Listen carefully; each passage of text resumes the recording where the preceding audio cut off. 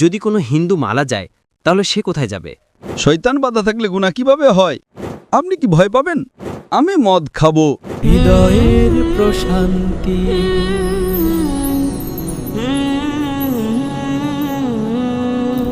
আমার দ্বিতীয় প্রশ্ন, এই যে আমি শুনেছি যখন রমজান শরীফের মাস আসে তখন ৩০ দিনই জান্নাতের দরজা খোলা থাকে আর দোজখের দরজা বন্ধ থাকে, কিন্তু সেই ৩০ দিনের রমজানের রোজা অথবা রমজান মাসের মধ্যে যদি কোনো হিন্দু মারা যায় তাহলে সে কোথায় যাবে?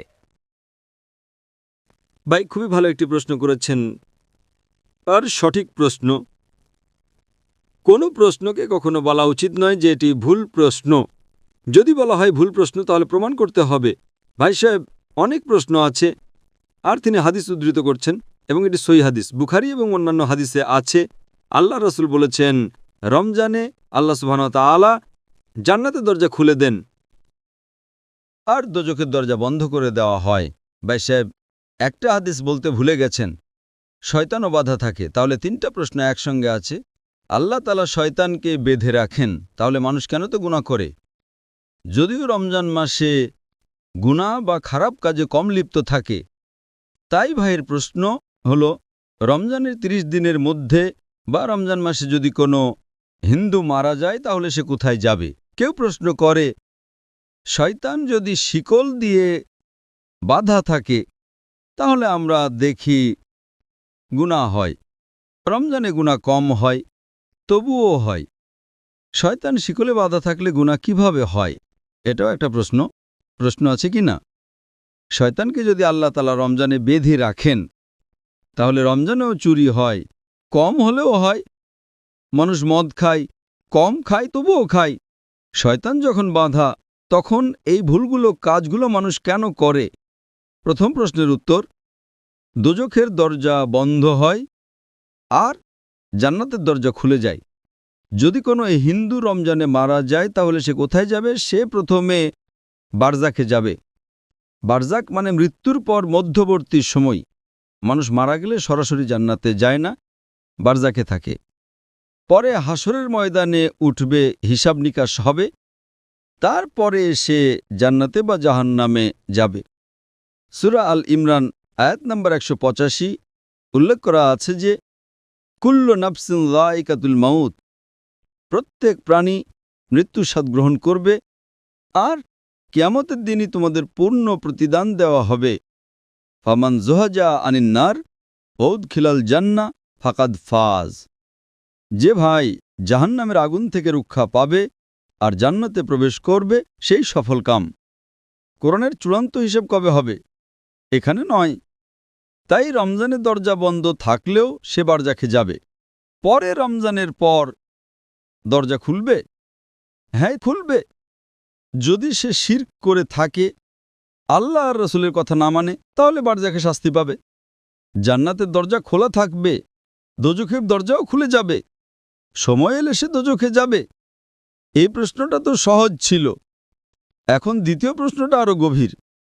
শয়তান যদি শিকলে বাঁধা থাকে তাহলে গুনাহ কিভাবে হয়? গুনাহ হয়, কম হয়।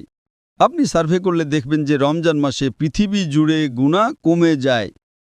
শয়তান বাধা থাকলে গুনাহ কিভাবে হয়? এই প্রশ্ন আমাকে অনেক কষ্ট দিয়েছিল। দাওয়াতের ময়দানে কেউ জিজ্ঞাসা করেনি, কিন্তু আমাকে বিরক্ত করেছিল, কারণ এর উত্তরটি আমার সঠিক জানা ছিল না, কিন্তু আল্লাহ উত্তর দিয়েছেন। এই বিষয়ের উপর রিসার্চ করেছি, পড়াশোনা করেছি, আলেমদের কাছে জিজ্ঞাসা করেছি। মাশাআল্লাহ, কি উত্তর!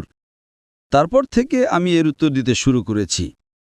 আমি নিজেই প্রথমে আক্রমণ করি ডিবেট করার জন্য। ডিবেট করতে হলে আক্রমণও শিখতে হবে। ডিবেট করলে, কোরআন ডিবেট করতে গেলে আক্রমণও শিখতে হবে। আক্রমণে ভালো হলে নিজেই ডিবেট করতে পারবেন। উত্তর, আল্লাহ রাসূল বলেছেন, শয়তান শিকলে বাঁধা থাকে। শয়তান মরে না, জীবিত থাকে, কিন্তু শিকলে বাঁধা থাকে। উদাহরণ দিই, একটা বাঘ আছে, শিকলে বাঁধা। শিকল 10 ফুট লম্বা। আপনি দূরে দাঁড়িয়ে আছেন, শিকল খুব মজবুত। আপনি কি ভয় পাবেন? না, পাবেন না, কারণ শিকল মজবুত, কিন্তু 10 ফুট লম্বা। আপনি 30-40 ফুট দূরে থাকলে নিরাপদ, তাই না? শয়তান শিকলে বাধা থাকলে আপনি নিরাপদ যদি দূরে থাকেন। কিন্তু যদি কাছে যান খেয়ে ফেলবে। তাই আল্লাহ রাসূল যখন বলেন রমজানে শয়তান বাধা থাকে, তার মানে শয়তানের কাছে যাবেন না। রমজানে বলবেন না যে আমি জুয়ার আড্ডায় যাব, মদের আড্ডায় যাব, গেলে পান করবেন। দোষকার আমাদের। রমজানে শয়তানের ক্ষমতা কমে যায় কিন্তু মরে না। শিকল মানে আপনি দূরে থাকলে নিরাপদ, কিন্তু শয়তানের মুখে হাত ঢোকালে শিকল থাকলেও খেয়ে ফেলবে।